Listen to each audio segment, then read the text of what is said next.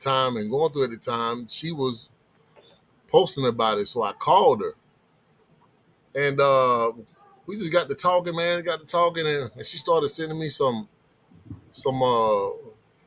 material, and man, what was it, like 3 or 4 years ago? Um, Maybe longer.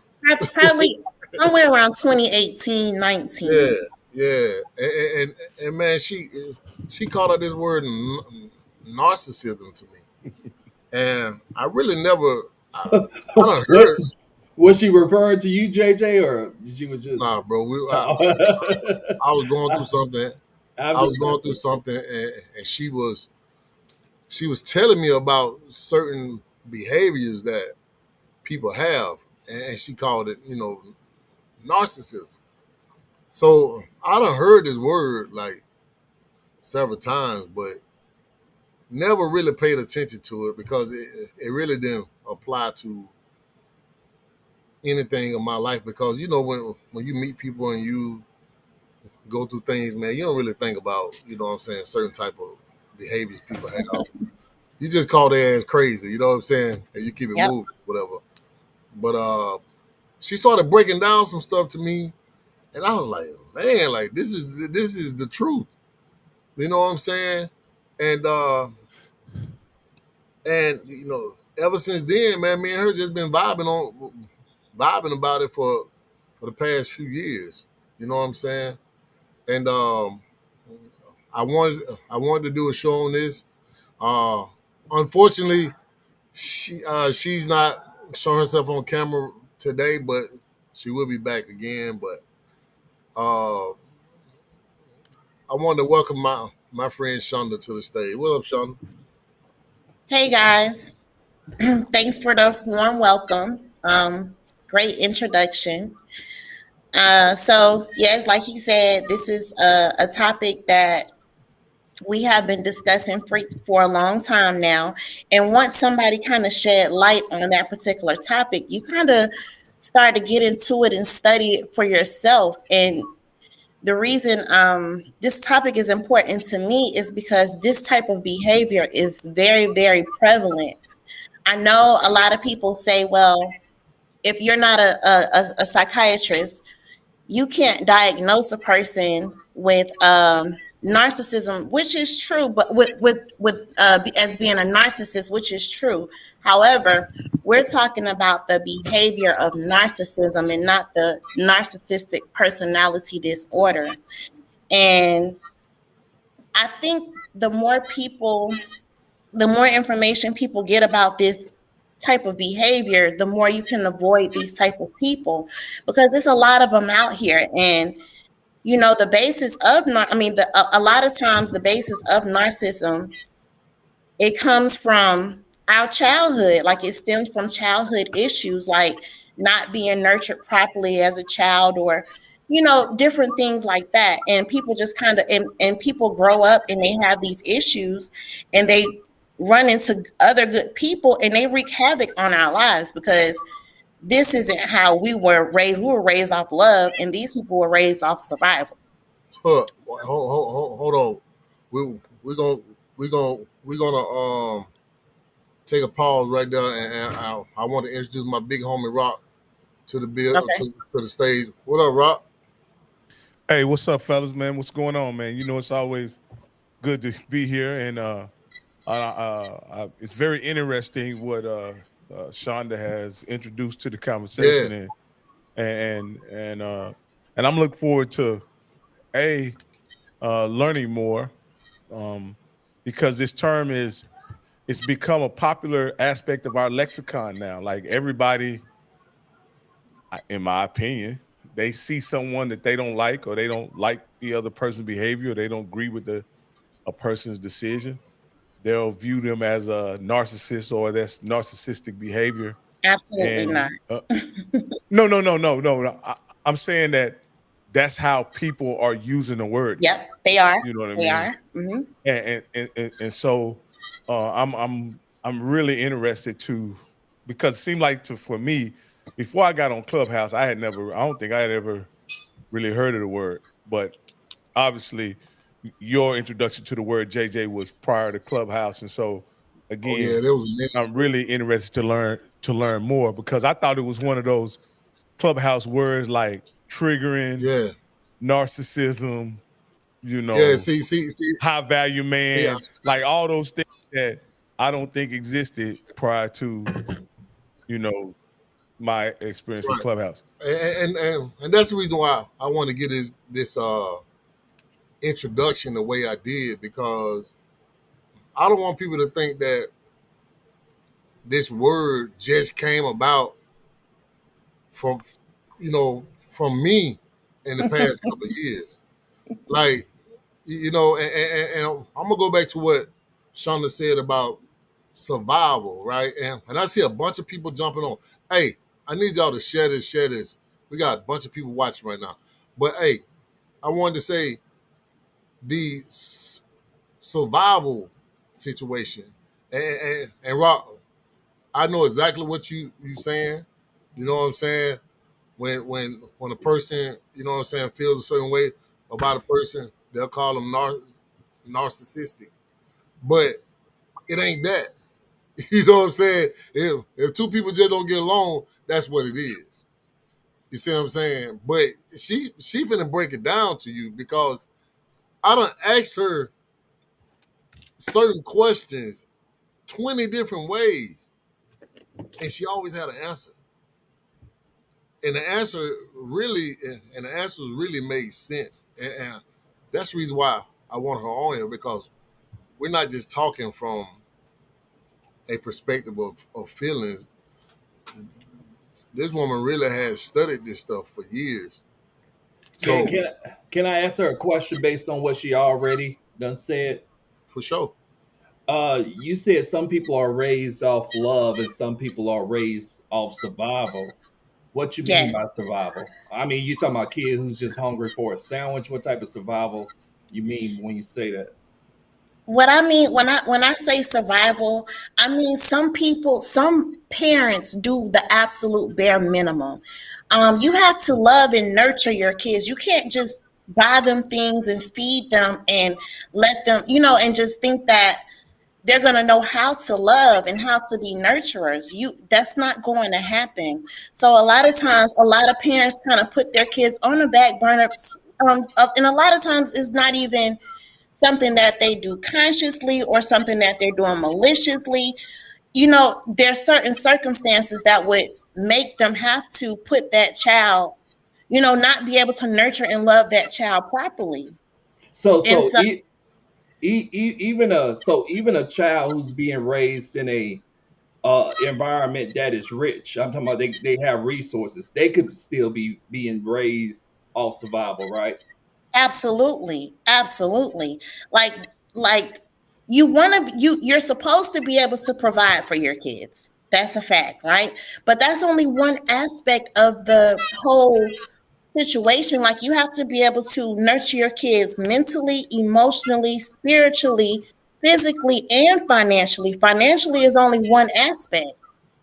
If you're not able to nurture your kids all the way around, they're going to lack. And a lot of times, um, growing up, when they lack that nurturing that they needed, they just don't know how to have empathy and love for others, basically. And let me just jump in on that. Empathy and love for others. Can you break that down? Like can you break that down whenever those kids those kids become adults? What does that look like when it comes to being a narcissist? What it looks like is, I'm gonna give an example in a romantic relationship. Let's say you get into a relationship with someone that was not nurtured and loved properly. When they get into a relationship with you and growing up, they don't know how to love you the way you need to be loved, or the way you expect them to love you. And so what they'll do is, it's kind of sick, but they get they get energy from hurting others. Like, they get a supply from causing other people harm. So When you're trying to love them and you're being loving towards them and you love them, their main agenda is to hurt you or to cause you harm. And it's incomprehensible because a normal person does not maneuver in that way. So Mm. that's what it looks like. It looks like somebody that you're trying to love, but they hate you for loving them. And you wonder, like, why would you hate me? And all I'm trying to do is love you. They hate you because you have the ability to love something that they lack. Mm. So they have a hate for you because you have that ability. So if you have never loved someone that it seemed like they hated you the more you love them, it's kind of hard to understand what I'm saying. But if you've been there, you've been there. Interesting. Uh, I think that you know, I don't know, like you know, when you try to balance out love and attention and affection, you know what I'm saying? Somebody said facts. Charles Marx said facts. Personality disorder to a psychopath and sociopath. Uh, y'all see how deep this could be, and I know Rock got a bunch of questions. You know what I'm saying? But I mean, does that make sense, Rock? It absolutely makes no sense at all to me. Okay. Um, but I'm not saying that her rationale is flawed or anything like that. That's not what I'm saying. I'm saying that for me, the way I process things is the more that a person cares about you, the more that you pour into a person, the more that person is able to let you in, the more understanding and caring they get, and the relationship becomes even more valuable to not only to both people. But what if it don't? But what you're saying is somehow this person can make the love that you're pouring into them is like salt in a wound for some in some kind of way. And I don't quite understand how a person could pour in love and kindness and it be salt to some type of childhood trauma. But again, I'm here listening and trying to get a understanding as to what that means and how a person rationalize that, because I'm a logical thinker. So Shonda, how does a person rationalize love being harmful or or or or agitating them in some way? How can a person process it that way? Well, Rock, I will say this. You have fortunately been blessed enough to not have ever encountered these type of people. I was explaining when I was talking about it, I said the phenomenon is incomprehensible to the normal mind that I could pour love into you and you could hate me for pouring love into you. But what you have to understand is this: the fact that I have the ability and the wherewithal to love, this is something that everybody don't have the ability to do. Everybody don't have the ability to have empathy. This and when people don't have the ability to do these things, they envy it. They envy you for this. And so I know it's hard to comprehend what I'm saying. And it sounds foolish that if I'm pouring love into somebody, then it should make them better or it should create a good situation. But that's not always the case. And we don't want people to feel as if something is wrong with them for pouring love into people who are not able to receive it. Like, Let let me just ask you this, Shonda. I'm not clear on how it may manifest itself, but I'm gonna give you an example of a circumstance or situation that I've heard people complain about. Right? They're in this amazing relationship. Two people are connected or whatever, and the more closer they get to the person then begins to sabotage or create situations to prevent or affect the bond that they're building or the bond that they have established. Is that narcissistic behavior, or that's dysfunction, or because I'm trying to understand, because to me, I never understood that. But when you say that, I just wonder, is that one, because I've heard people complain about, oh, this was going so well, we were getting to know each other, he was opening up to me or she was opening up to me, and then all of a sudden, the self-sabotage or the sabotage in the relationship began, and for no apparent reason. And so I'm just wondering if that's an aspect of a narcissistic, relationship or behavior. See, the thing about it is, it's really nothing normal about having a good relationship with someone and you just intentionally sabotage that relationship. That's not normal behavior. No matter how we I try to agree. spin it, that's not normal. In a well-rounded, wholesome person does not do that. But I will say this: people who have people who have who have narcissism, they sabotage every relationship they ever had and ever will have. There is no such thing as a good relationship with a person with narcissistic behavior. It's not. There's no such thing, because what happens is, since they don't know how to love, they come into the relationship mirroring you, right? They wear this mask mirroring you. They pay attention to you. They they love based on how they see you loving them. But that mask can only last for so long. And after a while, the mask starts to slip. And when that mask starts to slip, that's when you start to see them for who they truly are. And it's really unfortunate, because there's a cycle when it comes to dealing with narcissism. They will love bomb you.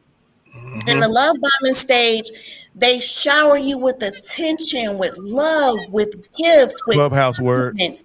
They put you on and it may be a clubhouse word, but it's a good thing, because people need to learn and understand these type of behaviors. Okay, they love bomb you, they put you on a pedestal, they make you feel like you're the greatest person on earth. This is for a reason, because they're preparing to kick that pedestal from beneath you. And when you fall from that pedestal, it hurts. It hurts. When you're down and when you're injured, that's when they devalue you. Mm-hmm. Oh, They break And you all the way down. They'll break you mean, all the way down, bro. I mean, Rock. Let's take Clubhouse out of this. Yeah, cause love Like, bomb like, ain't a like, like, like, clubhouse word, bro. like It's not. I'm trying to separate the Clubhouse thing from the reality, bro. Yeah. This is reality right here, bro. This ain't Clubhouse. You know what I'm saying? Because you got people watching.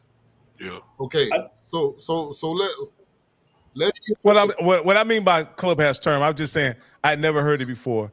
And love again. I'm an older guy, so a lot of these terms that y'all are familiar with, I didn't grow up with. Like love bomb wasn't a word or a term that I grew up with, and so and you know, much like and I and again, when you talk about love bomb, it's almost like nothing. And let me just explain this, right? Nothing about love is negative to me, right? And that's just how I process things. And so I apologize, right? Hey, hey, But fake, Sean, it's fake love, somehow, fake love is always negative, though. If it's Yeah. not real, if it's but not fake love authentic. ain't love though. But but that's what I'm saying. That's what love bomb is. Love bomb is a form of, it's a over loving. When you see a guy meet a girl and he does all these grand phenomenal things for her when he first meets her, or vice versa. You know what I'm saying? The love bomb, before he even really knows her, he's doing all of these things for her, right? And he's love bombing her, like he's making her feel, he's posting them, he's making her feel like the greatest person on earth. And then he kicks her down from that pedestal. That hurts. And what it does is to keep that person, the other person who got kicked from the pedestal, in a state of confusion. Now your mind is discombobulated. You don't know what went wrong. All you want is that dopamine that you got from the love bombing to come back. So you do anything you can for you to get that high again from that love bomb. It's a Like setup, anything bro. you can. It's a how setup. That's how they set you up, bro. They like like what she said, it's a setup because all of that love, and you might be the type of person like, oh, this the one, like this it, and then they smack you in the back of your head with this crazy stuff, and you like, what? But What happened? but it happened. But see, Hi. but see, people, you ain't gonna understand it in a moment, and you ain't probably never gonna get it until you come out of the situation. But at that time, like she said, And you that's trying to what I get was that just high gonna again. ask, You Drew. chasing that high like a crackhead, right? Yes, like a junkie. You chasing that high. Yeah, So it is. when you chasing that high, Absolutely. you gonna do whatever. Now they got you in their web because now you gonna do whatever to try to please them for them to give you that love that they was giving you in the beginning. Right. And Again, You see what I'm saying? So that, they set you up and they keep you in this cycle, and you like a gerbil in one of them wheels. That's and, a what and hamster that's on a wheel. that's what I was gonna ask Drewski. How would, like, and I guess what you said, you can only tell past tense, but how when a person is experiencing it, how do they know they're being love bombed you don't versus know. someone who just likes I'm them a going lot? to tell you. I'm going to Oh, well, tell you. she. And there is a way to know. When it's real, it doesn't have to come on so strong. When this person makes you feel like, oh my God, this is my soulmate. The second week you're of meeting them, it might be a red flag. Some of the things that we think are so great and so grand about people, these are actually red flags. But we process it as this is a good situation. A good So, real love is patient because so go ahead. I just want to add. I want to ask you this, right? Since I understand people, you know, using discernment and you will not know whatever, but it would seem like to me that if a narcissist say was in their mid-30s, or say even their 40s, right, Mm-hmm. they would have a lot of debris in their past that would give you an indication that they're dysfunctional or toxic in some way, Uh-huh. meaning they have a splintered relationship with their children, Mm-hmm. they can't get along with their mother, there are Mm-hmm. other ex-wives and exes that are, that they've had very harmful and toxic relationships with. All of Like that. can you use that as a barometer as to whether this person is a viable mate or not, and not just if a person is overdoing it? You know what I mean? So Because those things. Go ahead. Go ahead. here's my point is that I know that in relationships we all are different, and someone could be very genuine in their approach to loving you or present to you, and it's just something you're not used to. They're very sincere in their approach. You're just not used to it because you hadn't experienced it before.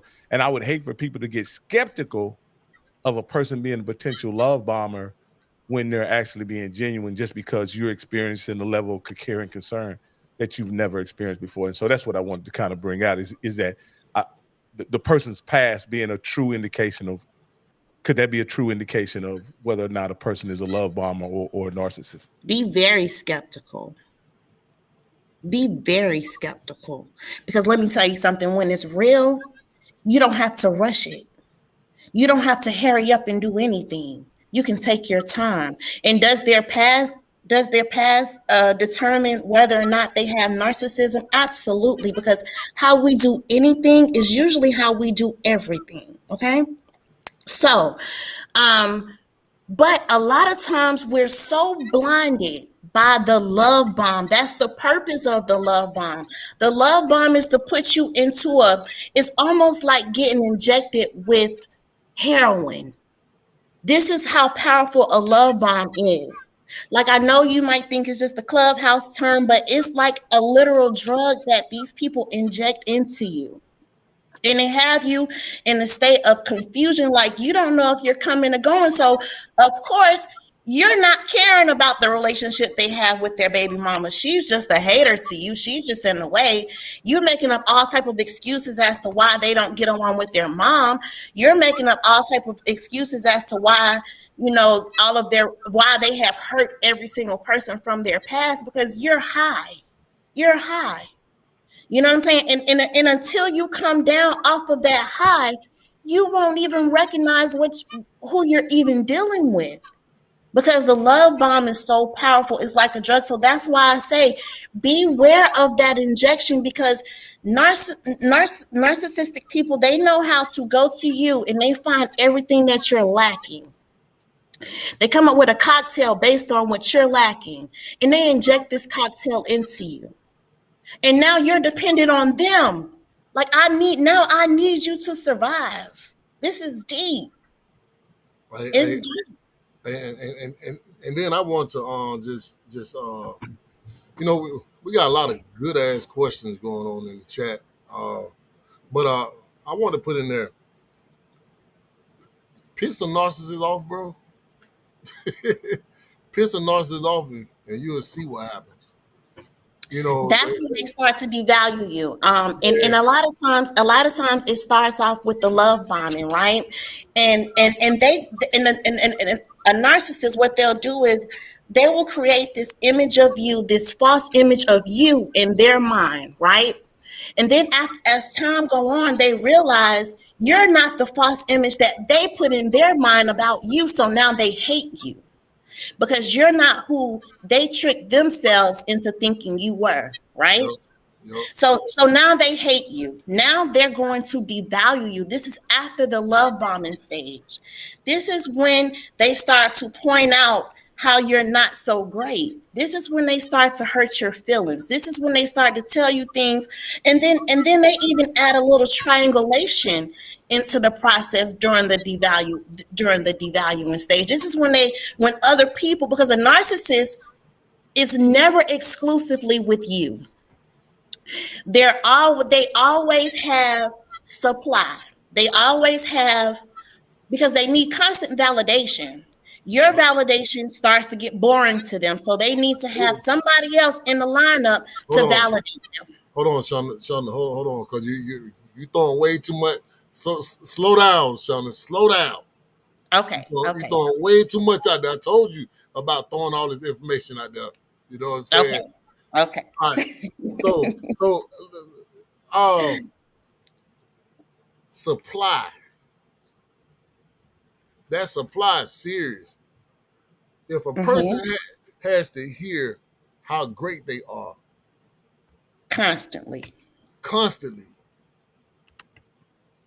and y'all don't see a problem in that, Yeah, yeah, Rocky. that's a big problem. Like, Hey, man, I again, as you unpack this, right? There are lots of nuggets and tidbits that um, of people who I've dealt with in my lifetime over the years, right? And I'm talking coworkers, friends, you know, Employers. employers, um, um, people I work with and work for, and so again, as you unpack these are things that I've always observed about people, but I never really put them under one umbrella.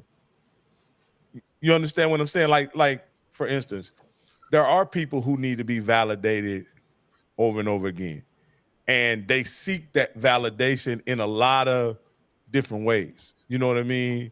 And but the one thing that can be kind of, what's always kind of, got on my nerves is that if you didn't validate them in some kind of way, they felt like you were doing something wrong. You know what I Hmm. mean? Yeah, Hmm. You know what I yeah, mean?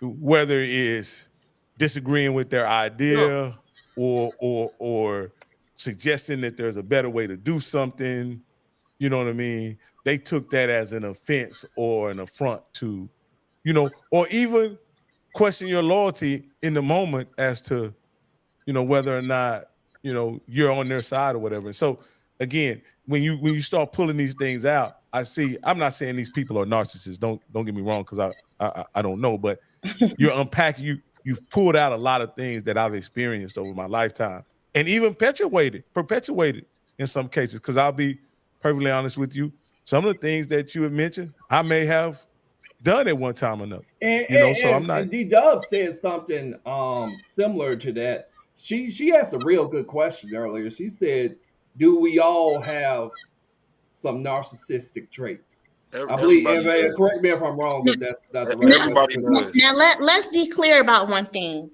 Having high self-esteem is not narcissism. Disagreeing with others is not narcissism. Having a mind of your own is not narcissism. Being a cheater is not narcissism. Taking selfies all the time is not narcissism. Liking attention is There you not go. narcissism, There you right? go. The Come on. narcissism comes in when you lack the empathy, when you don't care about hurting people for no reason. Empathy, y'all. Gotcha. Empathy. That Gotcha. all Gotcha. of those other things do not qualify you as being a narcissist. Like, you can have high self-esteem. That's a good thing. Yeah. She But go ahead, well, JJ. Let me just say this right quick. I asked all those questions because I wanted to know. And she said no. So everything that people think is a narcissist because a person is stuck up, because a person is arrogant, because a person that's not narcissist. No. That's not narcissism. So you say the foundation of it Let me tell you- is the inability to empathize. Have you ever Tell you seen? this. Let me tell you this. Absolutely. If a person leaves you confused, dazed, and fucking confused, bro, if you do everything right and you're left there confused, standing there alone, confused, and you don't know what the hell happened, and this person has no remorse for that, that's a form of narcissism. a narcissist, bro. Have y'all ever watched toddlers? You ever watch babies play with each other? Mm-hmm. And when they came out there, Babies are narcissists. Because if you ever seen babies play with toys, when one of them babies want a toy, what they'll do? And the other kid got a toy. They'll push that little kid out the way and take that toy like it ain't nothing. They won't think twice about it. Like that's so I think we all do have a little bit of it. What it is I think as you get older and your environment or whatever morals and values that are instilled in you, like Shonda was saying earlier, if you're nurtured in the right way, you still won't have that mentality. If you're nurtured the right way. But if you go unnurtured, then and Drew, like let me just jump in on that right quick. Drew, you right. You know what I'm saying? My grandson, he's the only child. You know, he wants stuff given to him. You got to jump in there. You got to jump in there and you got to correct that behavior, because if you don't, and you keep feeding a kid, you keep feeding them, you know what I'm saying? Yeah. This type of situation, they're going to grow up to be that way. Yep. That's what Shonda was saying. It goes unchecked, basically. That's what ends up happening. If you let it go unchecked, you basically got this little monster that grows up and becomes a person. Yeah. So they out here in the world thinking that, you know what I'm saying? Oh, I can have whatever I want. I don't care how you feel about it. I don't care about your feelings. That's why it's easy for them to love on, like she said. And see, a normal person, me being a normal person, I will completely end the relationship before I would inflict unnecessary pain on someone. Right. You know what I'm saying? I will completely walk away before I get any type of satisfaction from inflicting pain on you. There's nothing inside of me that will bring me pleasure from hurting anybody. Yeah. So that's the aspect of it that's completely foreign to me. And that's why, even though I've been self-centered and selfish and dismissive at times, that's the thing that's foreign to me, meaning that, you know, at no point can I harm people and not without feeling that pain myself, and to the point to where I want it to go away, you know, if I harm somebody or hurt somebody, or even pain I didn't inflict on people. You know what I mean? I want it to go away. And so sometimes when people are talking about narcissism, right? And you said a few things that, you know, that I've done or that I've been through, but the inability to empathize is so far away from who I am as a person. You know what I mean? Right. Because I love and care and adore people. A narcissist could never. Nobody's saying you're a narcissist, Rob.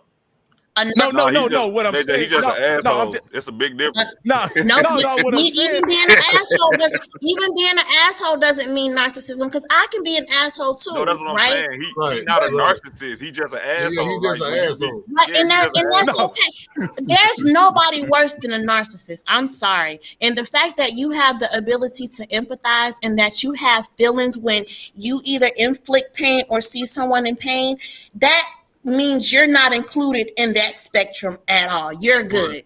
So if anyone calls you that, you know they're just using it and don't really know what they're talking about. So and that's what I and that's kind of what I end up hearing over and over again is like people. There's a trait about an individual that they don't like JJ always dressing nice and then putting it on the ground. Uh-huh. He can't wear a nice outfit without taking a picture of it, or he can't buy a pair of new shoes without posting it on the ground. He can't if he don't have Beijing in his beard, he don't take no pictures. Mm-hmm. But you know what I mean? And I've often said JJ is probably a narcissist Nope. Sorry. related to He's that. But not. Hold on, hold on, hold on, I hold on, misdiagnosed Rock. JJ Go ahead, in that, and I must apologize, JJ, He's because I not. misdiagnosed you. go He's ahead and not. break it down to them about your friend, Sean. Huh? Go ahead and break it down to this asshole about your friend here.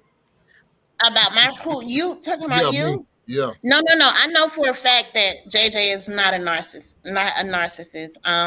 He definitely has the ability to have empathy and he has the ability to love. So that excludes him from narcissists. Having high self-esteem is something that you need to have. But what about this, Shonda? All those kids in China that are used to make all those shoes that he owns.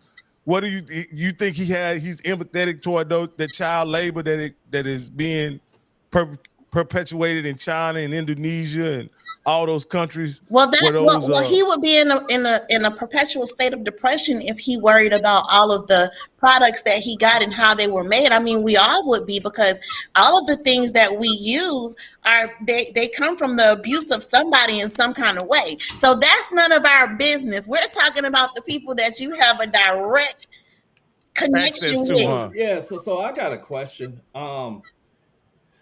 You say if someone leaves you in a confused state, you know what I mean, without addressing your needs at the time, you may be dabbing in some narcissistic behavior. No, If let me so, correct that. That's not always true. It definitely depends on why this person left and, you. and that's what I was gonna get to. So I just didn't want to leave the audience, the viewers, to think that, oh, because me and my partner had a disagreement, and maybe I'm giving them some silence treatment, I'm dabbing in, narcissistic behavior. Is that a thing? Nobody said that. No. Remember, Well, whenever you I'm saying in the midst of that, you're leaving your partner in a confused state because you just had No, an argument. that's Okay, different. the all right. bottom line is do you lack empathy and love? You know what I'm saying? I don't care what else you do. That may be something else that may be some other disorder. But when you lack the empathy and the love, that's what puts you in the narcissism traits. So But let me ask. okay. I was. Well, let me ask you this. Like, this is the thing that's confusing me about this. It seemed like I would be able, like, with that situation, like a person like me, right, who thrives off love and connection and and and when I deal with people, And right? talk a lot. How could you even get to the point of loving a narcissist if you never get that care and concern back? Like, how Because could you fall for them? because what happens is we don't really actually love them. We end up trauma bonded to them. Are you familiar with the trauma bond? Yeah, I'm not gonna say where I got that It don't word, but matter, Rock. yes. Go ahead and break it down, You know Sean. what trauma Yes, bonding I is. have heard. Okay. A trauma bond is okay. So now we're in the devaluing stage. This is when that person inflict pain on you so deep that you think that this is the only person that can heal that pain for you. Ooh. So it's almost like Stockholm syndrome when a girl is being R-worded by somebody and she falls in love with the person who is R-wording her, right?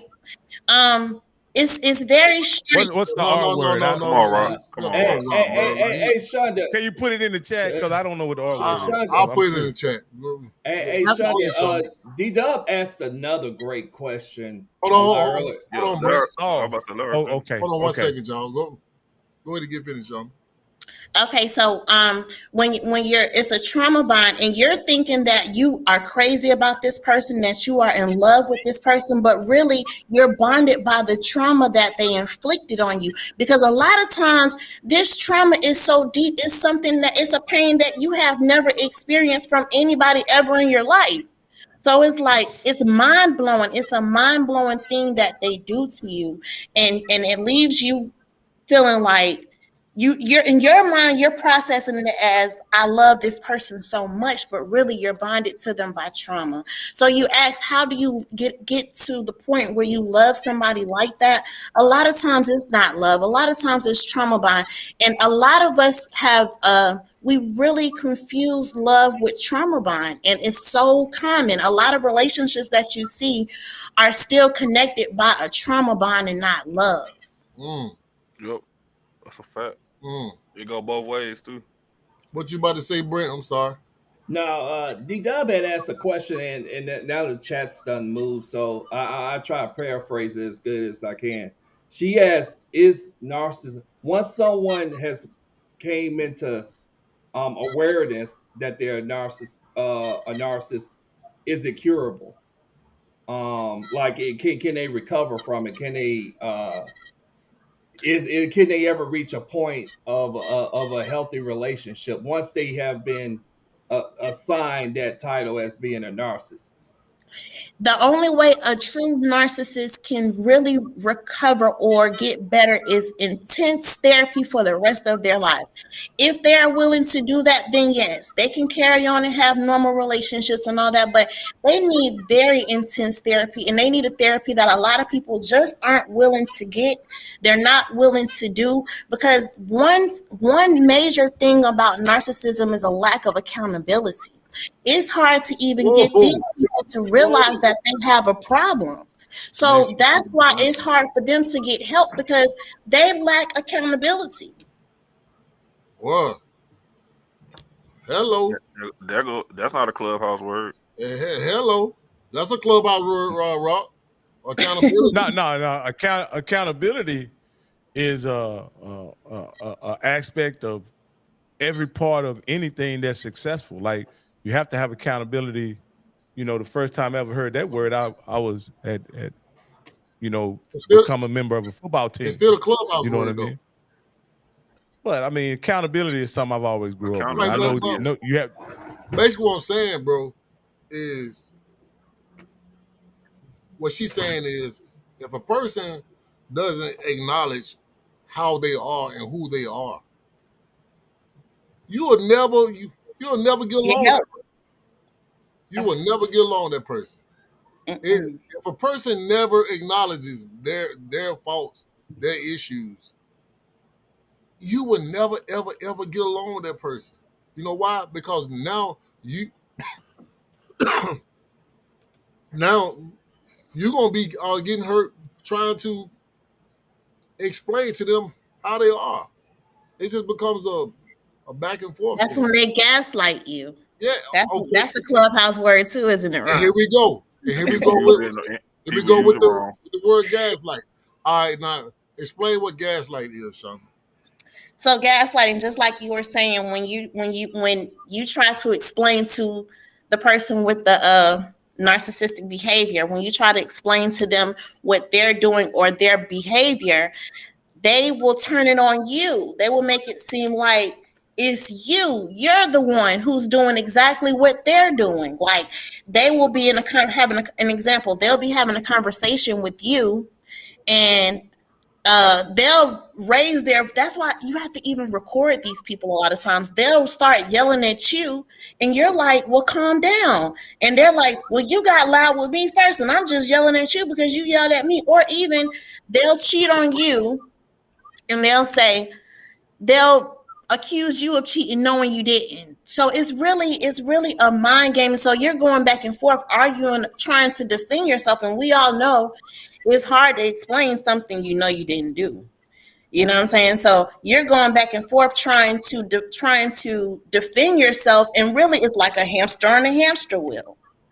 It'll never make sense, and they know that you're just going in circles. So that's what gaslighting is, when they project their whatever they're doing and turn it around on you and make it seem like it's something that you're doing.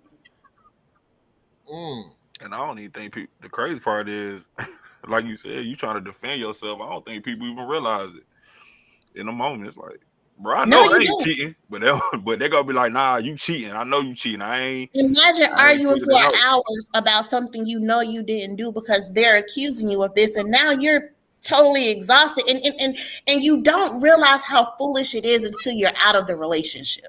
Right. Once you're out of the relationship and you know it wasn't even worth Over even that, having this over that love. conversation, then you know that's when you know what's going on. But until then, you're just in a brain fog, and you're just trying, and what you're trying to do is you're trying to defend yourself because you don't want them to inflict whatever said punishment on you that you know they'll inflict on you. Like you're just trying to keep it together because you know that trauma, that whooping that they'll give you, and you don't want it. So it's like you'll do anything you can just to make this person happy, and happiness is not possible with them.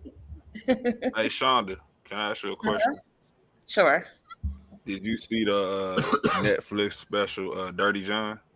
Anybody seen that? No, I'm writing this down. I never saw that. Well, if you what I would, I don't know if it's still on Netflix, but if you can find a podcast on Dirty John, listen to the podcast. I don't know how many. I think it's like 6 or 7 episodes or whatever. But anyway, Okay. long story short, Dirty John was this dude.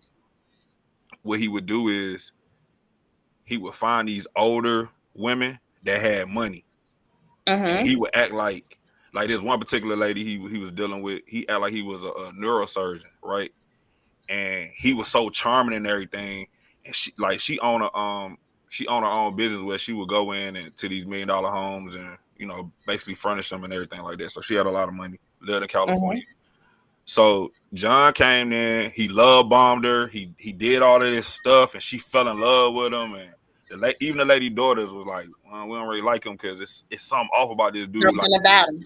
yeah, Mm-hmm. they like, if he a neurosurgeon, why he always at the house? Like, why this dude never really at work? Why he always got on scrubs? Like, he don't never wear no shirt and tie. Like it was just weird stuff that he was doing. Mm-hmm. He was living off this lady, spending her money, all types of stuff. He did this for a while, and then it was like when she kind of started figuring it out and she started trying to take herself away from him, he started degrading her and everything. And then he basically it almost got like physical a little bit, right? Uh-huh. And Mm-hmm. with and when you get to like towards the end of the story, he tried to kill the daughter. He tried to kill her daughter. Like, that's how, like, because they broke up, got back together, right? They supposed to get married and all this stuff. And then when she finally was like done with him, that's when he tried to kill the daughter. Um, and then the other thing was, if you go in his background, he was married. The dude was from Cleveland, Ohio.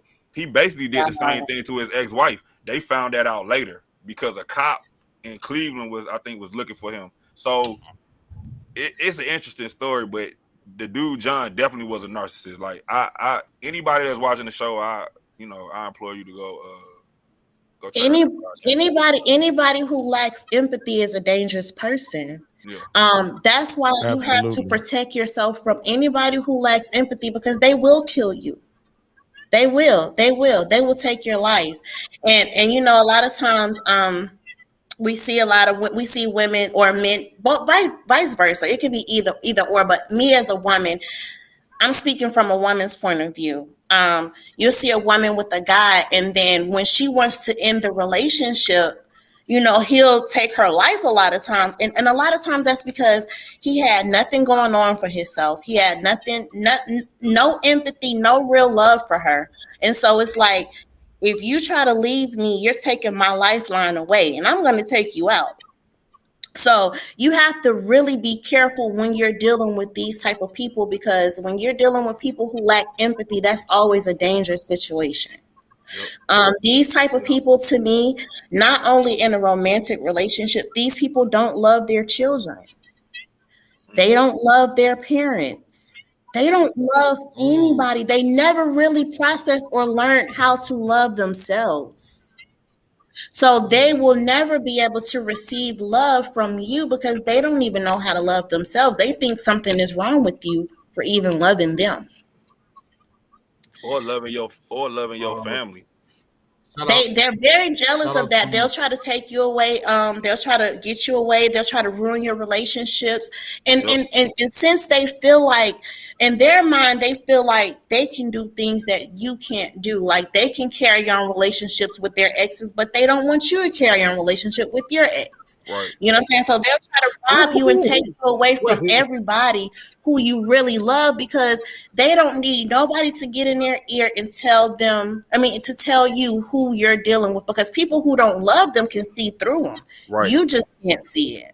And so a Shonda, that's why I narcissist don't. try to mm, isolate you from Yeah, your that's loved why I one. don't deal with women that don't have good girlfriends. Don't have a couple girlfriends. I don't deal with women like that because a lot of them, that's what they do. They don't got no friends.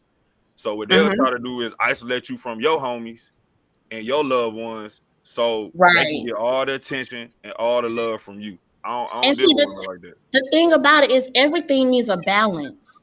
Everything needs a balance. Like, um, you have your friends, she has her friends.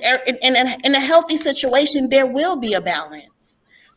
When it's a narcissistic type situation, it's not a balance. Nothing is fair with them. Nothing is even. They feel like they're better than you. They feel like they can do things that you can't do.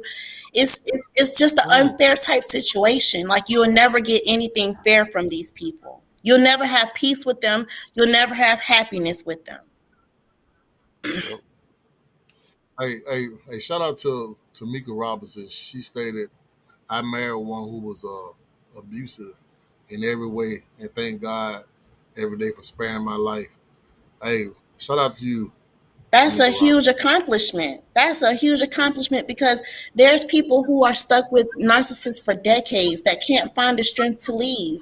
And they are clueless as to what they're going through. They just think that their mate is just a difficult mate. But Mm-hmm. they don't realize the stage that the cycle that they're continuously going through. It's the love bomb, it's the devaluing, it's the discard. And it's a cycle that keeps on repeating itself with different people. With different people added to the equation. This is when I was talking about the triangulation. They'll add Mm. huh? No, no, They'll no, no. I'm giving my ad libs. I'm listening. they'll add people into the relationship, and so what that does is the person who's the victim of the narcissism, that'll make them feel like they have to do anything they can to outdo the other person. So they're going out their way to outdo the other person. Like, I'm going to do anything you want me to do, whatever you ask me to do, I'm going to do it better than this person. That's another form of manipulation, and it's something that they use to their advantage. Rock had asked Mm. something in the chat. He said, are they born or are they, do they just pick up these behaviors? I think you said earlier, it's like they socialize in that way. I guess my question is, if this is a, It's not a genetic thing. It's not yeah, yeah, something it's that the you're way they're genetically inclined. socialized.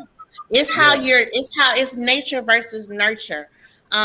It's how they were nurtured. Like I yeah. know someone who mother couldn't really be there for them because they had a handicapped sibling that was younger than them, and they had to give all the attention to the handicapped sibling, and the mother kind of put that child on the back burner, and that child does not have empathy, lacks love, and it usually starts as a child.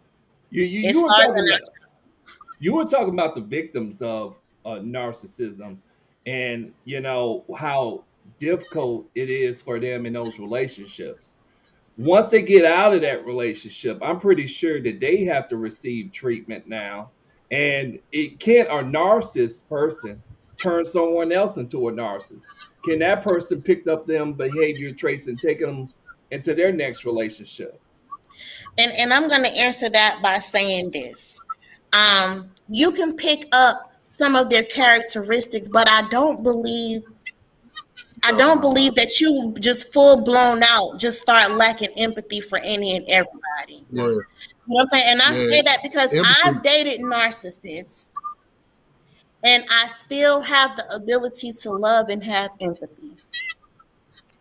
Yeah, empathy is what it is, bro. Like So you can see things a little bit more clearer, but if you got a heart for things, man, and you know what I'm saying, like you one of them type people that ha, has emotion and feeling about certain things, bro. You can't it, you know you can't do that. so let me ask you this, Shonda. You said you dated some narcissist, and I'm assuming that's more than one person. Is there anything that you believe that you did that made you susceptible to, you know, a narcissist, or is there any reason why a narcissist would target you in their endeavor to seek out romance? Absolutely. Absolutely. Narcissists like good people. We're a good supply. We're the best supply ever for them. People that know how to love and have compassion and have empathy, we're a target for them. So, um, the fact that I do love and I have empathy for people, that made me a target. Now, did I do anything bad? No, I did nothing. I did nothing bad to attract or to be involved with the narcissist. All I did was simply be a person because narcissists don't like other narcissists. They don't want to date another narcissist. That's not a good supply for them. Right. That's not what they look for. And what a narcissist does is this is how it confuses you. Because if you're mirroring me and I love who I am as a person and you're acting as my mirror, I'm falling in love with myself. I'm thinking that I'm loving someone that's just like me, but I'm not knowing that you're only pretending to be me. You're pretending to be like me. So I'm falling in love with who I'm thinking. I'm thinking I'm falling in love with a soulmate, a twin flame, however you want to call it. But really, this person has a mirror and they're just mirroring you. They can only keep up that act for so long. Is it different time frames for different level of narcissist, or is there a 2 month, 3 month, 1 year expiration generally before a narcissist will begin to revert back to what they know? Okay, you have 6 to 12 weeks in a love bombing stage. They're going to love bomb you for about 6 to 12 weeks, right? And then after that stage, after they love bomb you for that period of time, then we start to devalue you. And as far as the amount of time that this can go on, as long as the victim is willing to stay, they are willing to abuse. They will keep you in a cycle of supply. Go ahead. So I'm gonna use a different term because I'm an older guy and we didn't have terms like love bomb and all this. So I'm gonna be and excuse my crass nature. But I've known circumstances where guys were what you explain as love bombing, we used to call pussy whooped. You know what I mean? And a guy would be so into a woman just a few weeks into their relationship, and then the woman would start to just use that to as leverage to where the guy would be rendered helpless. No, No, a no. lack of empathy. We still go back. What are you talking We about? still go Ron? back. I'm telling you. We still listen. We still go back to a lack of empathy. If that man is showing you love in the beginning and the love is strong, if he has empathy and he truly has the ability to love, that's not No, I'm talking about the woman doing it to a man. Anybody can be a narcissist though. If anybody who lacks empathy and don't mind inflicting pain on somebody is they have narcissism. Hold on. This man talking about that's pussy so- whoop. that's No. totally got different, nothing to bro. do with This is nothing. what I'm saying. I need y'all to realize what I'm saying because this is something like I've had friends that have been in relationships in that 6 to 12 weeks, and it's so intense and it's so gravitating that after that 6 to 8 weeks, they don't even realize when the woman is abusing and using and manipulating it, right? And that's what we Mm-hmm. used to call it back in the day. I'm not saying that what I'm saying, but that's what we used to call it back in the day. A man was whooped up, and You, you know what I what? call him, Rock? Tender That's what bitch I was ass about nigga. to But say. he was the victim of it. He could have been the victim of a narcissist, is what I'm Very saying. well. Absolutely. He could have. Now, the only way he would be a victim of a narcissist is if that woman was not capable of loving him and having empathy towards him. She was If using him that like a woman, cash register. maybe he wanted her to use him. If she loved him and cared about him, that's not narcissism. Right. That's not the same. It's when you don't love that It person ain't the same, and you bro. don't have empathy. That's narcissism. Oh, okay. I Right. just No matter how you try to flip it, bro. If there's no empathy, Rock, you yeah. can't flip, bro. You try to find you try to find every loophole. no. Man, What she I'm is saying, giving what you I'm straight saying is that information. I've seen women completely devastate men, right? Mm-hmm. Mm-hmm. And we've called it PW my entire life. Like they devastated them, right? They came into Mm-hmm. their lives like a tornado, like the Tasmanian devil, gave them some light and love like they had never experienced before, to only tear that man down and for him to become a shell of himself. And But again, did she actually have love and empathy for him? I don't think so. Right, But If I she did mean, not, right. So if she didn't, and if she pretended to be in a relationship with him, and for the most part, narcissists don't leave anybody. They never leave. They keep you in a cycle. It may be a year that they stop speaking to you, it might be 2 years they stop speaking, but they never really leave anybody. It takes a real person to leave. So that's that.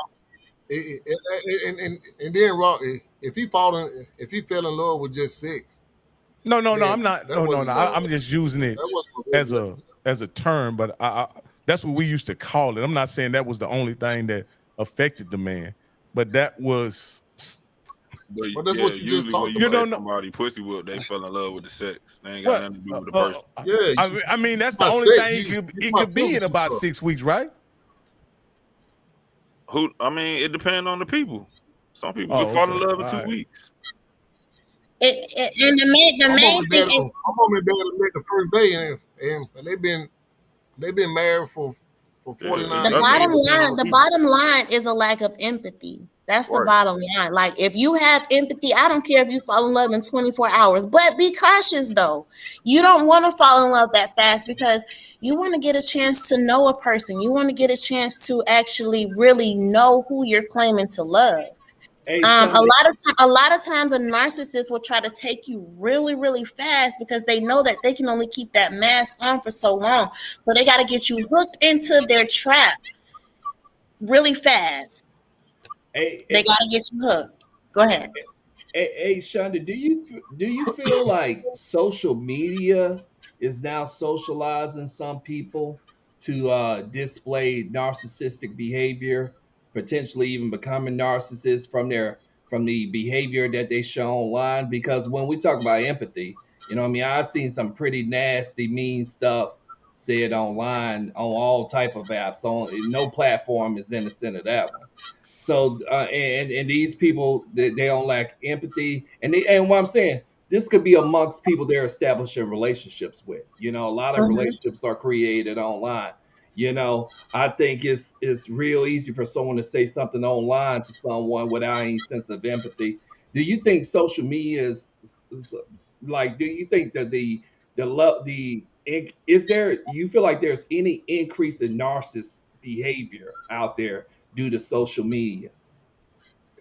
I I can't really say now. Social media is a tool that is used by narcissists, but I can't really say that social media is the cause of it because, like I said, when it boils down to it, it's not a person who posts a lot of pictures or have high self esteem or anything of that nature. You know what I'm saying? Social media can't make and we have to really understand when we say lack empathy, because if you look at some of my social media posts, one may assume that I lack empathy on some issues as well, right? However, I just feel as if I'm more logical than emotional. So I approach most situations with a more logical point of view versus emotional. So I don't always have empathy towards any and everything. It has to make total sense to me. However, anytime I profess to have love for something or somebody, there's never a time where I will intentionally inflict pain on that person. You said a quote earlier, and I snatched that one because I believe it all the way. You said how you do anything is how you do everything, and Yes. I'm a steal that one from you because I like it. But Mm-hmm. if that's indeed true, and all I'm saying is like Mike Tyson said it. He said stuff done change where people will say things online that they wouldn't say in your face, But because they'll get punched in the mouth. And all Mm-hmm. I'm saying, just because of that's how social media is governed, I Mm-hmm. mean, Mm-hmm. how we're doing social media, can it not trickle down into our relationships on how we deal with our partners? You get what I'm saying? Like if I'm showing this lack of empathy, on social media, telling people F you, screw you, you dumb B, you stupid, you know what I mean? If that's how I'm portraying myself on social media, wouldn't that at some point start to twinkle down into my personality? And but that's how I would deal with the people around me? Hey, I It. think. Oh Go ahead. Go ahead, Drew. no, I was just gonna say. I think people are already have narcissistic characteristics, or they are narcissists. All social media does is magnify the behavior, right? In my opinion, like Mm-hmm. people can not say something to you in real life because they might they don't want that smoke, but they can get online because think you behind the keyboard or you behind a phone. I can say whatever the hell I want. I can say how I truly feel. Like if you ever been on Twitter, Twitter probably the worst. Twitter is probably a breeding ground for narcissists to be on there and just say whatever they want to say. Right? They on there, they can say whatever they say. They don't even got to put their picture up. Most people that are like that, they probably don't even got their real picture up. They probably got a cartoon picture up, or they don't got no picture, whatever the case may be. Right? They probably don't even use their real name.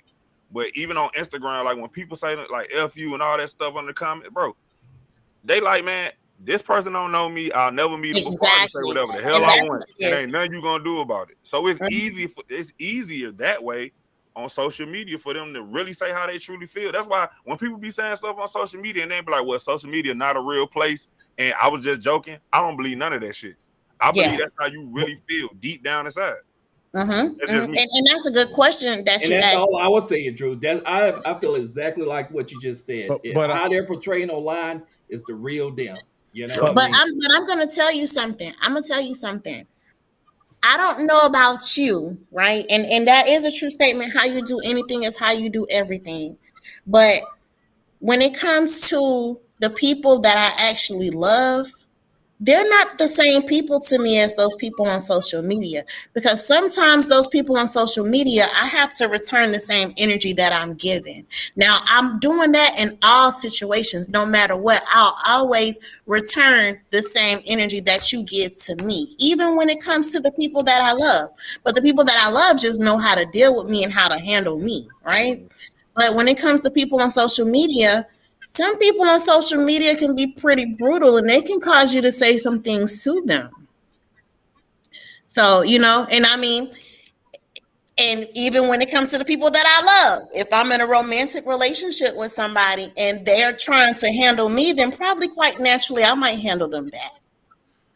but Shonda, I often find this, right? This is just one of the things, maybe because it just pisses me off a lot of times, right? That I find people, mask or disguise keeping it real, and they're actually being narcissists because they're saying mean things or whatever, but they disguise it as keeping it real or being Mm-hmm. straight up or Mm-hmm. Mm-hmm. not pulling any punches or whatever. And I often find that people who are rude, obnoxious, and insensitive they often say, I'm just keeping it straight up. I'm just keeping it a bean, or I'm keeping it 100, when in all actuality, they're trying to be harmful and insidious. If their motive is to be harmful and to inflict pain, then that could be a form of narcissism. It could be. It very well could be. If you know that this is going to inflict pain, because narcissists are notorious for that. Like if they know that they're going to inflict pain on people, they're with it. They're down for it. So yeah. Now, and this is my last question. Are trolls on social media behaving as narcissists? No. And it depends. Sometimes they are. Sometimes they're not. Well, But that doesn't. but you know, I was just gonna say this right quick. Bro, if you don't know who you talking to, bro, you could be talking to a 12-year-old, bro. you could be dealing with a 12-year-old child, bro, that just got the time on their hands. Go. Yeah. That was my grandson, y'all. Uh, if these people have the time on their hand, bro, then they are trolls, bro. But you know what I'm saying? When you dealing with people, like, bro, if we dealing with people in real life, bro, and these people are just downright just, especially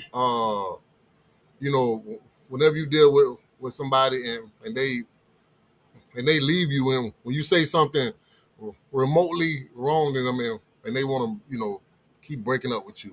What about this, Sean? So that's one of the tactics that they use to manipulate and control you. That's to keep you in line. They know that you would do anything to keep them from leaving you. So they always use that threat. They always say, let's say you're trying to express to them how you feel, a regular normal conversation where a regular person will be able to receive what you're saying to them. A narcissistic person, they will say things like, see, that's why I need to just go on about my business. I need to just find me somebody else. When you're simply trying to explain to them how you feel about, something that they may have done, they may have inflicted pain on you in some kind of way, and you're trying to explain to them, they'll tell you things like, see, that's why I need to just go. That's why I need to be with somebody else. I need to be with somebody that appreciates me. So what that does is the next time you decide to go and tell them how you feel, you'll know just to shut up, because they're going to tell you how they want to leave you, and you don't want them to leave you because this is your drug. Yeah. Your But drug. I think in today's world, it's so easy to fall into narcissistic behavior for the simple fact that I think that a lot of people are acting as if they're bulletproof in their relationships. You know what I mean? So you Mm-hmm. can't hurt me, I can't hurt you, and we're just hurting each other in the process. I think that I definitely get the term, and I understand how it could be one sided in a relationship. But I think that we find a lot of relationship nowadays in which both people are demonstrating it, because no one wants to say that they're hurt. No one wants to say that what you said made me feel bad. People try to live bulletproof in their relationships, and I think it causes for exchange sometimes. I don't know if it's narcissistic behavior, but it's I can see why that's so relevant in today's conversation versus 50 years ago. What you see now is a lot of Yeah. mixed match relationships. People are not compatible. They're settling with people that they have no business being with. You have to be compatible mentally, emotionally, spiritually, financially, and physically. People are settling for physically or just financially and forgetting all the other aspects. So you have people who are essentially together that don't even like each other. They have no business together. Mm. They have no business together, and so they don't like each other. So when you see a healthy relationship looks like somebody I can go to and I can feel comfortable telling you about something that you may have done that I didn't like. And you're not Oh, going to blow up on me. You're not going to blow up. We're going to be able to talk about it. We're going to be able to work it out. Uh, let's break that down right there, okay. Sean. Uh, let's break that aspect of this conversation down, because We haven't tapped into that. So if somebody, if you can't talk to a person without feeling like there's going to be some repercussion behind it, then that's not that's not At healthy. all. At all. And that's not how a You know, relationship should go. A healthy relationship does not go like that. But we're so used to unhealthy relationships, we think that that's normal. That's not normal. It's not normal. And it's not normal to not be able to accept criticism or feedback from your mate without blowing up. A narcissist use that as a manipulation tactic. They'll blow up on you to keep you from telling them what they need to do differently in the situation. But healthy, a lot of mm, us are in, not me, but a lot of us are in relationships that we have no business being in. A lot of times we even know we have no business with these people and we try to make it work anyway. We have to stop doing that. We really have to stop doing that because what it's doing is causing trauma, and people are bleeding on people that didn't hurt them. So we have to really stop being with people that we know we're not supposed to be with. That's why you gotta get to know yourself, man. right. You really gotta get to know yourself. And, and Drew, that's the thing. As we about to end this show, but that's the thing that I wanted people to tap into. Lately, lately I've been doing therapy a lot lately. It's expensive as hell, but I've been doing it, and I've been, what I'm saying, tapping into getting to know myself Yep. again. You know what I'm Yep. saying? Uh, and Shonda knows I talk to her about a lot of stuff. Uh, and sometimes, man, you just got to be by yourself and start getting to know yourself again mentally. Mhm. You feel what I'm Mhm. saying? It ain't nothing wrong with that. And if people love you and they understand what you're going through, they will understand. You know what I'm saying? What you're going through, because, bro, the brain can only hold so much. You know what I'm saying? Before you just go And, crazy. and You and know. we actually meet these we Go ahead. actually meet these bad people. I'm going to say bad people because they are monsters. We meet these people for us to be able to find ourselves sometimes. You grow when if you do it the right way and you do the work that needs to be done and you do the research and you get the therapy that you need, you can actually grow into a better person after these situations because you get a chance to learn and get in tune with things about yourself that you would have never ever really recognized if it weren't for this particular situation. So sometimes things happen for us and not necessarily to us. It just depends on how you actually handle that whole situation. I think that anybody that goes through that, they need to do intense therapy and do a lot of research, a lot of research, and that helps a lot. And then people need to find people that they could talk to without, Being judged. like just, yeah, Chrissy just stated, a person that always feel attacked when somebody criticizes them or be truthful to them, they lack, you know, those type of, what I'm saying, empathy, accountability Mm-hmm. situations. Um, I come to find out that I can only be real with people. And some people just don't understand that part. You know what I'm saying? But like when I call Shonda and talk to her about certain stuff, she listens and she tells me the honest to God truth.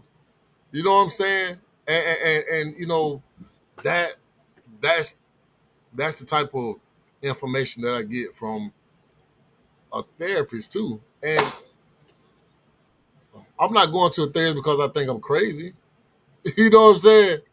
I'm going to therapy because I'm trying to figure out why I hold so much information inside of my brain and don't understand how to get rid of this stuff in my Mm-hmm. mind. You know what I'm Mm-hmm. saying? Which probably causes me to be depressed. You feel what I'm Right. saying? And I think that And everybody over go ahead. 25 probably need a little therapy. If we're being totally Yeah, it is. honest, everybody needs therapy because we all have traumas. We all have traumas. We also so you getting therapy is commendable because so many people are afraid to even go get therapy because they associate it with being crazy. And it's not a matter of being crazy. Sometimes our experiences warrant us to need therapy. And the fact that you ain't never, I think about it like this: if you ever been through some things in your life and you ain't never questioned like, why did I react that way, or why do I like think about things the way that I think about them? Like, what is that rooted from? You know what I'm saying? Like, Hmm. when I started going to therapy, it wasn't because I was trying. I mean, I was trying to better myself, but I was trying to understand some things. It's like, why do I feel the way I feel? Why do I love so hard? Like, why do I? You know what I'm saying? Right, Why when right, I know I should let something go, I don't want to let it go. Like the Hmm. past, like I'm bro. I'm guilty of that. I can be transparent right now, right? I'm guilty of Hmm. holding on And that's me to the too. past, bro. Like That's me, Drew. I live in the past some days. Like if I would have did this, That's me, Drew. I would be here right now and stuff like that. So that's why I started going to therapy. I need to go back because and I stopped going honestly because my mom passed away and the therapist wanted to talk about that. I wasn't ready for that. So that's why I just was Hmm. like, let me get to a place where I can fully talk about that situation without breaking down and then I can move forward. But yeah, I mean, I think we all should at least try it. I don't think you should just rule it out just because. And Shauna, right? Like a lot of people think, oh, if I go to therapy, that means I'm crazy. Nah, man, you should want to know why you tick the way you tick. That's how I look at it. Yeah. And I mean, man, shout out to DW. She said social It's media not at is a all. therapy. That's facts. no. I mean, man, I and man, we so used to being, what I'm saying, told that if you go talk to somebody about something and you crazy, man. But that ain't, bro. I don't get none of that feeling when I go to talk to my therapist about how I feel, the type of progressions that I make. And some people just, man, I'm telling you, if people not, what I'm saying, calling around you and making sure that they supporting that right now, then man, you need to get them people out of your life Hmm. because it is very important that people work on themselves Hmm. mentally. You know what I'm saying? I mean, man, if you find yourself just like the reason why I started doing it is the same way Drew's saying. I'm trying to figure out why I can't let certain stuff go in my head, and I'm constantly thinking about it. Sometimes I lose a bunch of sleep, and me and Shauna started talking about this years ago about stuff and information and people and how they are, and and you got to look at yourself Hmm. too. Hmm. You know what I'm saying? You can't put it all on everybody. You got to look at yourself and say, all right, what can you do? You know what I'm saying?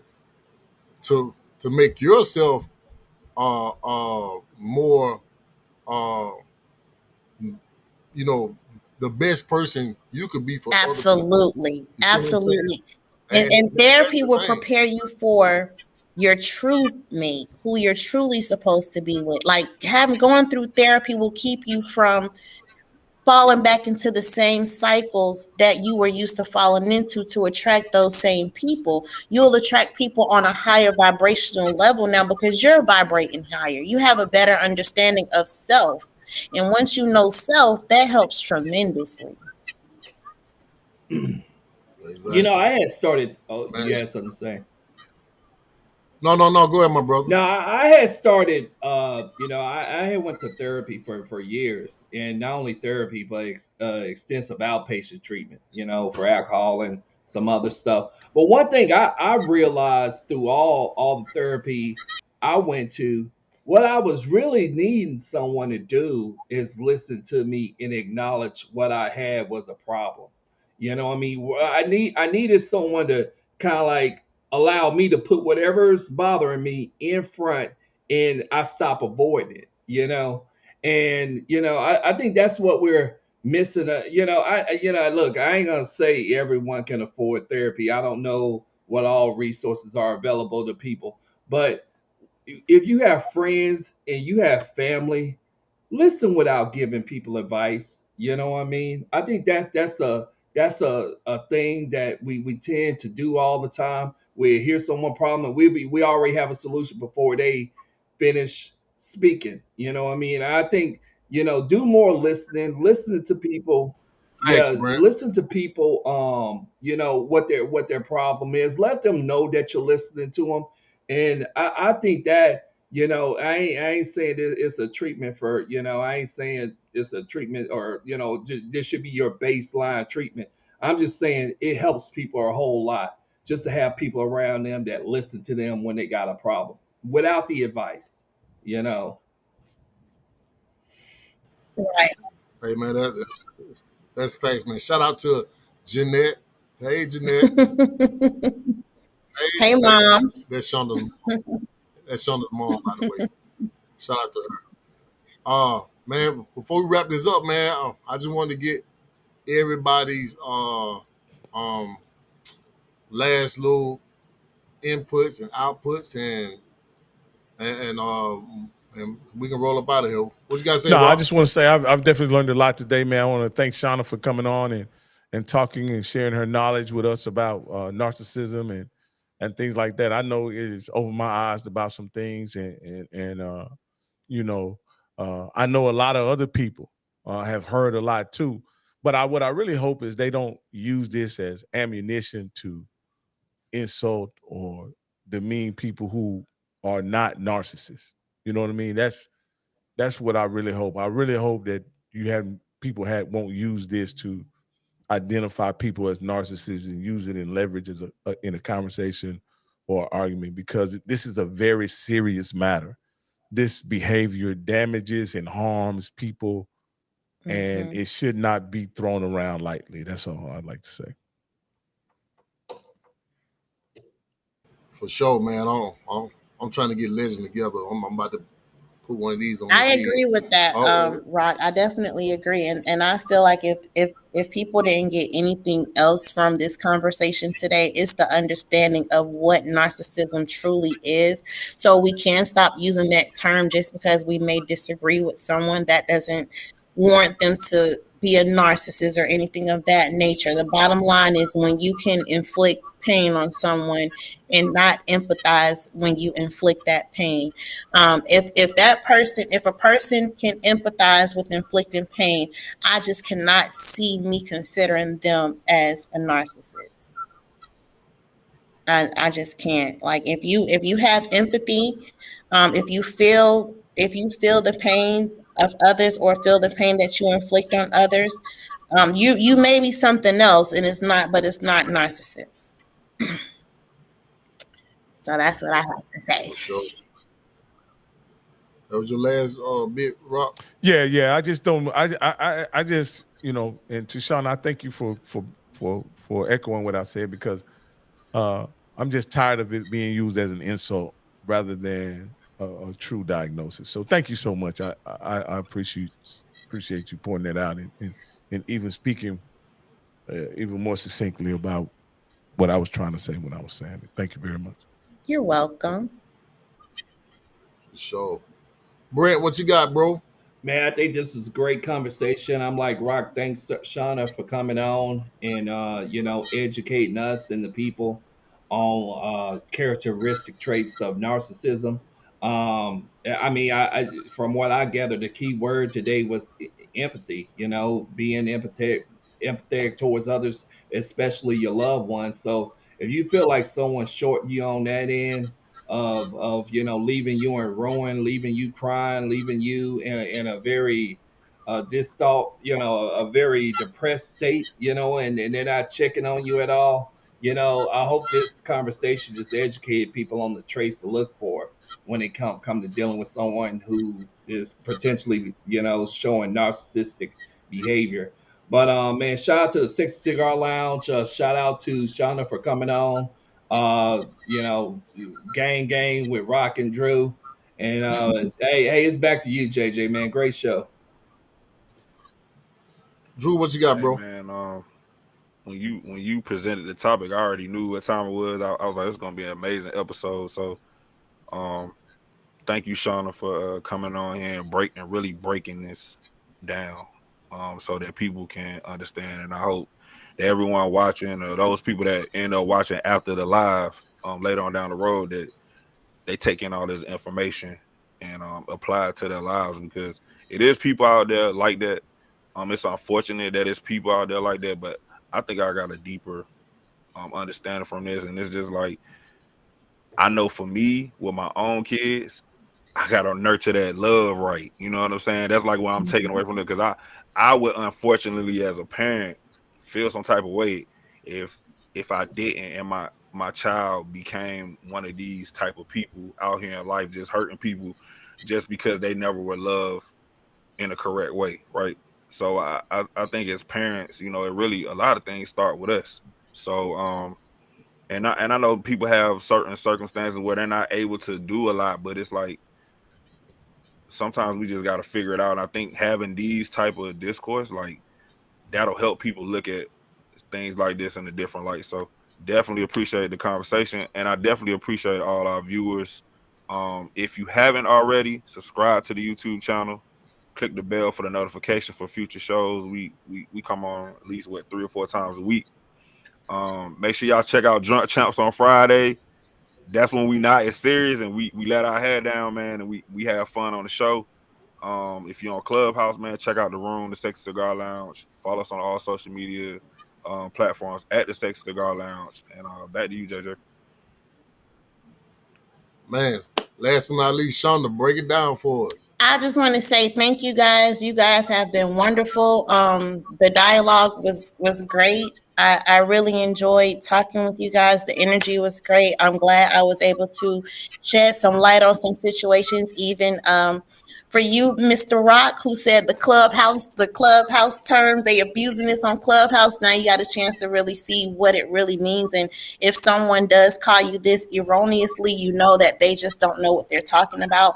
And like you said, Drew, it's very important to make sure that we nurture those kids. A lot of times, people are too busy, or for whatever reason, they put the kids on the back burner, but they set them out in the world with other people, and they're in the world and they hurt people. So I just want people to just do their research. Just don't take my word for anything. Just research everything so you can have as much information as possible, because you may be able to help someone in the future that may be experiencing this and not know what they're experiencing. So it's very important to know knowledge is power. And I just want to thank you guys for having me on the panel. This has been great. Hey, man, I'm going to just say this, man. Shauna is one of my good friends. I've been knowing her 15, 16 years. She has brought a lot of value to my life. I just want to give her own flowers right Thank now. I you. wish y'all could. I wish y'all. I mean, y'all got to follow her, man. She is a super dope woman. You know what I'm saying? Entrepreneur, all that, man. You know what I'm Thank saying? you. And yeah, for JJ, sure. JJ, I mean, you. you let her tell us where we can find her on social media, or and follow her content, or So Oh yeah. Go ahead, Queen. I'm most active on Facebook where the more mature people at. So my name is LaShonda Millich on Facebook. Y'all can follow me. Not follow me, but join me. And I try to give out gems on social media. Like I try you to said give LaShonda Millage. How do you spell that last name, ma'am? it's Mill, E like Edward, D like David, G like George, E like Edward. I got Millie. you. Thank you very All much. right. You're welcome. Yeah, man, for sure, man. Hey, man. She don't talk me off the ledge. I'm not saying I was on the ledge, but she don't talk me out of a lot of. You was on the She ledge of don't talk. emotion, JJ. Yeah. Yeah, on the lens of emotions, and she done told me, you know what I'm saying. She wasn't trying to praise me to make me feel better. She was just telling me the raw truth about things, about life, and sometimes you just need one of those people there that is going to give you the raw truth and she's one of those women. You know what I'm saying? And it's not a lot of people like that. You know what I'm saying? Uh, and this is one of those things where I've been trying to get her, and first time I asked, she was like, "I'll do it." You know what I'm saying? For For you. sure. For So sure. so I just want to tell you, I appreciate you. You know what I'm saying? Coming on and dropping these gems and jewels. We got the dog Floyd in the building. You know, she know Floyd too. You know what I'm saying? Florida is one of Good friends. our home. Yep. Yeah, and I just wanted to tell you thank you for coming on again, and thank Rock and Brent and Drew as usual. You know what I'm saying for coming on and you know anchoring the ship with me, and stay tuned for the Y'all next show. invite me back now. Peace. Hold on, hey, you need to come back and show your Oh, face for next sure. time. I Like I will. told I you. will. I definitely will. I just wanted to not be so nervous having a talk, and yeah, but I will next time. Y'all make sure y'all invite me back. I know more than narcissism. I know quite a few things. So Yeah, let's She talk do. about these She do. bipolar Hey, ass hey, women. let's talk about it hey, next time. hey, Let's Shonda, talk about hey, it. Shonda, hey, Shonda. Actually, I need some more women on the show that could be able to talk from a woman's Perspective. perspective. You see what I'm saying? Because I got my guys that they're gonna be here Yeah, Okay. we regardless. got a loaded clip of But sausage on the show. Yeah. oh, Well, Right. man, And I'll be glad to join you I'm just guys. messing with Like you. I found her Facebook, and I'll share it in the chat right quick so God that damn, Rocky can't redistribute cool. our I appreciate that, Rock. yeah. I Nah, mean, I'm all about. hey, I just want to say this right here, man. Before Shonda, you know what I'm saying, started talking to me about this this subject many years ago, she started sending me information, and I promise you, it was like 5 or 6 in the morning that I hit her up. I I, I, I think it was around 5 o'clock in the morning. I hit her up, and she said that she was hey, I'm just with thinking you. about Hey, me. people who wake up early are cut different. I'm sorry. I We just Shut cut up, different. Brent. definitely get up early. Yeah, Yeah, guys. I put it and in the private chat. So can one of y'all post it on the? Because I can't. So my apologies. man, and she started just sending me a lot of information. You know what I'm saying? And you know, and I just started learning, learning from that. You know what I mean? So I just want to thank her again for just being a great friend, and make sure that y'all subscribe to the channel. We got a bunch of new subscribers tonight. I don't know where y'all Shout looking out at to it my at, baby but Mari J. She has a whole lot of followers. I see her on here. She's logged in. This is my baby girl. That's my girl. But yeah, so y'all make sure y'all let me come back. And JJ, it has been a pleasure to help you through whatever, because you have always been a great person to me. I've always seen you as a good man. So that's why I don't mind. I never minded helping or being there for you anytime you needed me. And that's just who I am. Like that's who I am as a friend. So yes, ma'am. And shout out to Mara J for subscribing to the channel. We appreciate you. Make sure that y'all let y'all friends know and the friends know, because this was one of our deepest Yeah. topics right here, We should y'all. go down to all You the know what I'm saying? personality disorders. Yeah. So we gonna, hey Brent, that's a good idea. Let's just go down all the, what I'm saying, personality Got disorders, man. You schizo, know what I'm schizophrenia, saying? damn bipolar. let's do it. Let's It's do it.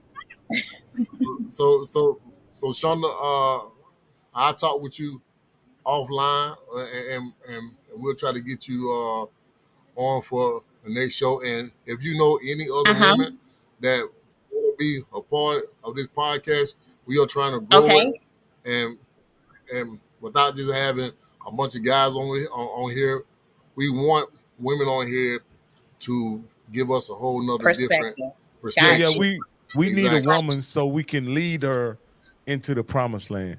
You know what I mean? Because all this leadership and no followers, Yeah. makes Yeah. for a futile endeavor. Well, I'm gonna see if I can gather some women who enjoy talking about a variety of topics that are Yep. So I appreciate y'all, man, and peace out.